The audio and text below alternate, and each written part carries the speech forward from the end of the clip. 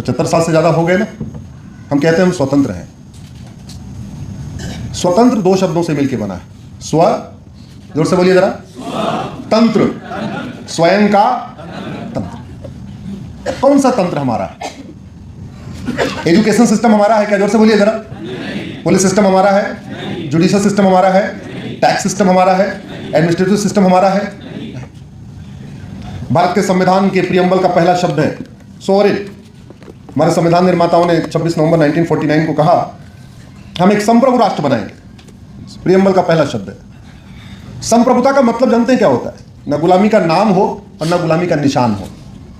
संप्रभुता का मतलब न गुलामी की कुरीतियां हो न गुलामी की कुप्रथाएं हो। गुलामी के नाम है कि खत्म हो गए? जोर से बोलिए जरा। गुलामी के निशान है कि खत्म हो गए? एक तो आपके बगल में भोजशाला है। गुलामी की कुरीतियां खत्म हो गई क्या? नहीं। गुलामी की कुप्रथाएं खत्म हुई क्या? तो वास्तविक अर्थों में ना हम स्वतंत्र हैं न संप्रभु हैं। कड़वी सच्चाई। अब आप उसको मानते रहिए हम स्वतंत्र हैं तो अच्छी बात है, दिल बहलाने के लिए तो अच्छी बात है, लेकिन सच्चाई यह है कि न तो हम स्वतंत्र हुए न तो हम संप्रभु हुए। मैं धन्यवाद दूंगा माननीय प्रधानमंत्री जी को। पिछले 11 वर्षों में भारत को उन्होंने स्वतंत्र बनाने और संप्रभु बनाने के लिए अनेक प्रयास किए हैं, लेकिन अभी मुझे लगता है बहुत सारे और प्रयासों की आवश्यकता है। शायद स्पीड भी थोड़ा और बढ़ाने की आवश्यकता है, लेकिन जनता को भी उसके साथ साथ शामिल होने की आवश्यकता है। योग आयुर्वेद के ऊपर मेरी 5 PIL है। मेरी पहली PIL है कि प्रत्येक स्कूल में जैसे शिक्षा मित्र होते हैं वैसे योग मित्र अपॉइंट किया जाए। और ये योग मित्र का कॉन्सेप्ट मुझे यही इंदौर से मिला था। भाई पुष्यमित्र भार्गव जी जब यहाँ के मेयर हुए तो कुछ आपने योजना बनाई थी।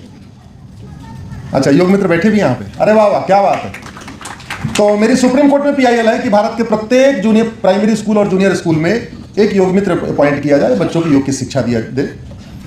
दूसरी मेरी PIL है कि भारत का जो मेडिकल सिस्टम है, एजुकेशन सिस्टम है, इसको बदला जाए। हम लोग लॉ करते हैं तो फर्स्ट ईयर सबका कॉमन होता है। हम MBA करते हैं फर्स्ट ईयर सबका कॉमन होता है। हम इंजीनियरिंग करते हैं, चाहे सिविल से करें, इलेक्ट्रिकल से करें, मैकेनिकल से करें, किसी से कंप्यूटर साइंस से करें, फर्स्ट ईयर सबका कॉमन होता है। दुर्भाग्यवश मेडिकल में काम नहीं है। चाइना में आप अगर वहां पे मेडिकल कोर्स करने जाएंगे तो फर्स्ट ईयर में आपको केवल और केवल चाइनीज ट्रेडिशनल मेडिसिन सिस्टम पढ़ाया जाएगा। वो दुनिया का किसी भी देश का व्यक्ति हो, अगर चीन से मेडिकल का कोर्स करेगा फर्स्ट ईयर में उसको वही पढ़ाया जाएगा। दुर्भाग्यवश हमारे देश में केवल BAMS करने वालों को ही महर्षि चरक, महर्षि सुश्रुत, महर्षि वाग्भट, महर्षि भावप्रकाश, महर्षि शारंगधर को पढ़ाया जाता है, बाकी लोगों को नहीं पढ़ाया जाता। तो मेरी एक PIL है कि कम से कम मेडिकल का कोर्स फर्स्ट ईयर सबके लिए कॉमन किया जाए, इंटीग्रेटेड मेडिकल कोर्स शुरू किया जाए। और मुझे बताते हुए खुशी हो रही है कि भारत का पहला इंटीग्रेटेड मेडिकल कोर्स शुरू हो गया है, सरकार ने शुरू किया है, और उसकी शुरुआत पुडुचेरी से शुरू हुई है। अरविंदो नाम के कॉलेज, अरविंदो मेडिकल कॉलेज से शुरू हो गई। देखिए हम क्यों कहते हैं कि हम गुलाम हैं। अंग्रेज कानून कैसे बनाते थे? 1857 में मंगल पांडे जी ने क्रांति किया। अंग्रेजों ने पूछा बताओ ये क्रांति जो हुई ये पूरी तरह फैली कैसे? क्रांति हुई मेरठ में और खबर लग गई असम के लोगों को, लाहौर के लोगों को, चेन्नई के लोगों को पता चल गई, कच्छ के लोगों को पता चल गई। ऐसा क्या इनका सिस्टम था कि एक व्यक्ति ने विद्रोह किया और पूरे भारत में, और उस भारत का मतलब चटगांव, लाहौर, सिंध, लड़काना, ये पूरा भारत। तो रिसर्च के बाद पता चला कि ये काम किया मठ मंदिरों ने। मठ मंदिर के जो पुजारी थे उन्होंने रिले रेस शुरू किया। रिले रेस समझते ना, यहां से यहां से यहां।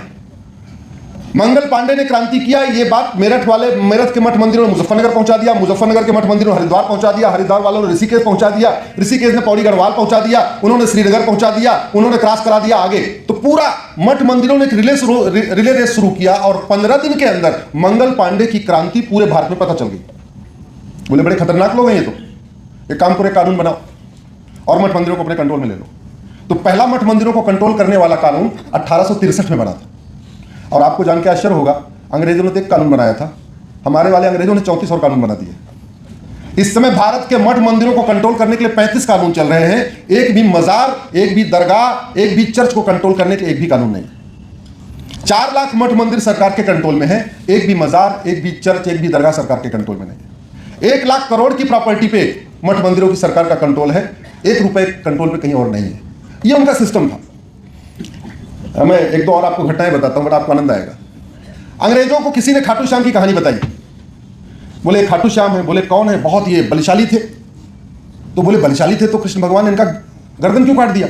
बोले इतने बलशाली थे कि जिधर लड़ेंगे सामने वाले को हरा देंगे, और इनका एक ही सिद्धांत था, जो हारेगा उसी तरफ से लड़ेंगे। खाटू श्याम की कहानी बताई। अच्छा, हु वाज हिज फादर? बोले Ghatotkacha was his father. Who was his mother? बोले हिडम्बा वाज हिज मदर। अच्छा, हु वाज हिज ग्रैंडफादर? बोले Bhima was his father, grandfather. बोले अच्छा, ये कहाँ रहते थे? बोले नागालैंड में रहते थे, नागा हिल्स। भीम की ससुराल नागालैंड में थी, नागा हिल्स पे। तो बोले भीम भी इतने महाबली, भीम का बेटा घटोत्कच भी इतना महाबली, घटोत्कच का बेटा बर्बरीक भी इतना महाबली, ये पूरा का पूरा ये खानदान इतना महाबली कैसे हो गया? क्या कारण है? तो किसी ने बता दिया होगा, साहब ये जो नागा हिल्स पे रहते हैं ना, यहाँ बहुत अच्छी अच्छी जड़ी बूटियाँ हैं, यहाँ बड़े बड़े अच्छे फल हैं, ये लोग वही जड़ी बूटी खाते हैं, इसलिए सारे कितने बड़े बड़े पहलवान हो गए। बोले अच्छा, एक कानून बनाओ, अब नागा हिल्स पे कोई बिना परमिशन के आएगा नहीं। तो बन गया बंगाल फ्रंटियर एक्ट 1872। आज भी जानते हो कानून आज भी चल रहा है। आपको जैसे नेपाल जाने के लिए परमिट चाहिए, पाकिस्तान जाने के लिए परमिट चाहिए, वैसे नागालैंड जाने के लिए भी आपको परमिट लेना पड़ता है। बंगाल फ्रंटियर एक्ट में जो लोग बिजनेस व्यापार करते हैं उनको पता है।